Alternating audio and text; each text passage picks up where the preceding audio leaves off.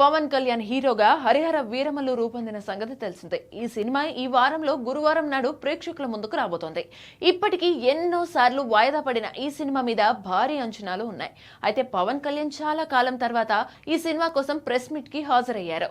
వాస్తవానికి ఏ హీరో అయినా తాను నటించిన ప్రెస్ మీట్ లేదా ప్రమోషన్స్ కి హాజరు కావడం సర్వసాధారణం. కానీ పవన్ గత కొద్ది సంవత్సరాలుగా రాజకీయంగా బిజీ ఉండడంతో అసలు ప్రమోషన్ల జోలికి వెళ్లడం లేదు. కానీ ఇప్పుడు పవన్ హరిహర వీరమల కోసం తానే స్వయంగా రంగంలోకి దిగారు.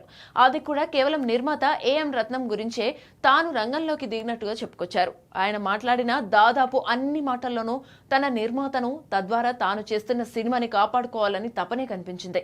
చెప్పాలంటే పవన్ క్రేజ్ కు ఇదంతా అవసరం లేదు. కానీ ఒక పక్క మంత్రిగా ఉన్న ప్రతిపక్షాల వారు విమర్శలు చేస్తారని భయం వెంటాడుతున్నా తాను నమ్మిన నిర్మాత కోసం పవన్ అండగా నిలబడ్డారు పవన్.